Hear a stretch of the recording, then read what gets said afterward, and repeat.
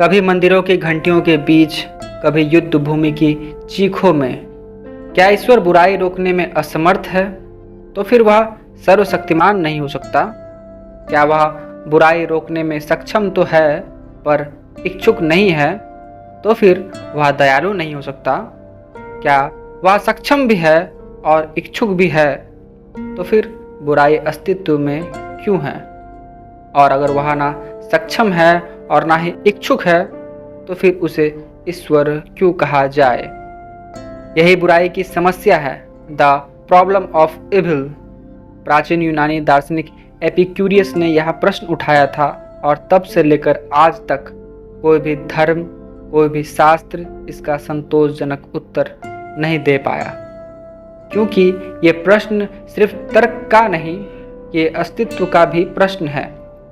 जब कोई मासूम बच्चा भूख से मरता है, जब कोई निर्दोष युद्ध में मारा जाता है, जब प्राकृतिक आपदा सब कुछ छीन लेती है, तो सवाल यही उठता है, अगर ईश्वर है तो वो चुप क्यों है? धार्मिक लोग कहते हैं यह सब परीक्षा है, पर किसकी परीक्षा? कैसी परीक्षा? उस बच्चे की जो पैदा होते ही मर गया, या उस जानवर की जो इंसान के लालच से कट गया? अगर ईश्वर सर्वज्ञ है तो उसे पहले से पता होगा कि कौन परीक्षा में पास होगा और कौन फेल होगा। तो यह परीक्षा का उद्देश्य फिर क्या ही बच जाता है? कहते हैं बिना बुराई के अच्छाई का अर्थ नहीं, पर इसका मतलब यह है कि ईश्वर ने जानबूझकर दुख रचा ताकि अच्छाई का स्वाद मिले। क्या एक माता पिता अपने बच्चे को इसलिए जलने दे कि उसे ठंडक की कीमत समझ में आ जाए? शायद यही वह बिंदु है जहां तर्क और आस्था आमने सामने खड़े हो जाते हैं। आस्था कहती है ईश्वर की योजना हमारे समझ से परे है, पर तर्क कहता है अगर किसी योजना में निर्दोषों का दुख शामिल है तो वह योजना नहीं बल्कि अन्याय है। अगर ईश्वर सर्वशक्तिमान है तो उसे बुराई को रोकने की क्षमता होनी चाहिए, और अगर वह सर्वहितकारी है तो उसे रोकने की इच्छा भी होनी चाहिए। पर जब दोनों ही नहीं दिखाई देते तो फिर ईश्वर की परिभाषा अपने आप में टूट जाती है। कुछ लोग कहते हैं कि बुराई इंसान की स्वतंत्र इच्छा से आती है, यानी कि ईश्वर ने हमें चुनाव की आज़ादी दी है और हमने गलत चुना। यह बात सुनने में आपको सुंदर लग सकती है, पर क्या बाढ़, भूकंप, महामारी ये सब इंसान के चुनाव है? क्या बच्चे का कैंसर भी स्वतंत्र इच्छा का परिणाम है? नहीं, कहीं ना कहीं यह स्पष्टीकरण भी असफल हो जाता है।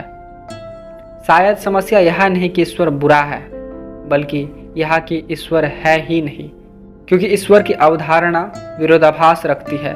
वो सर्वशक्तिमान भी है और सर्वज्ञ भी और सर्वहितकारी भी, पर ये तीनों बात एक साथ सच नहीं हो सकती। अगर वह सर्वशक्तिमान है तो वह बुराई मिटा सकता है। अगर वह सर्वहितकारी है तो वह ऐसा करना चाहेगा। अगर वह ऐसा नहीं करता तो या तो वह नहीं चाहता या नहीं कर सकता, और दोनों ही स्थिति में वह ईश्वर नहीं है। शायद हमें इस सवाल का उत्तर बाहर नहीं बल्कि भीतर खोजना चाहिए, क्योंकि जब हम कहते हैं ईश्वर कहाँ है तो असल में हम पूछ रहे होते न्याय कहाँ है, दया कहाँ है। और यह सब ईश्वर से नहीं इंसान से शुरू होता है, क्योंकि अगर कोई सर्वशक्तिमान सत्ता हमारी नियति नहीं चला रही तो इसका मतलब यह है कि यह जिम्मेदारी अब हमारी है। हम ही बुराई रोक सकते हैं, हम ही न्याय ला सकते हैं, ईश्वर नहीं बल्कि हम इंसान। और शायद यही असली मुक्ति होगी, यह समझ लेना कि हम अकेले हैं और इस अकेलेपन को डर नहीं बल्कि अवसर की तरह देखना। अगर ईश्वर नहीं है तो बुराई के लिए कोई ऊपर वाला जिम्मेदार नहीं होना चाहिए। अब जिम्मेदारी पूरी तरह हमारी है। हम जिस दुनिया में रहते हैं वह हमारी अपनी बनाई हुई है, अपने कर्मों, अपने चुनावों से हमने बनाई है। तो अगली बार जब कोई पूछे अगर ईश्वर है तो बुराई क्यों है, तो शायद जवाब यही होगा क्योंकि ईश्वर नहीं है और अभी हम इंसान पूरी तरह जागे नहीं हैं।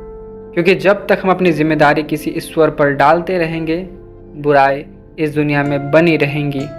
और जब हम यह समझ लेंगे कि अच्छाई और बुराई दोनों हमारी ही देन है, तभी शायद पहली बार हम सच में मानव कहलाएंगे। मेरा नाम आदर्श है और मेरे विचारों को सुनने के लिए धन्यवाद। मैं कल फिर आऊँगा एक नए विचार के साथ। तब तक के लिए बाय।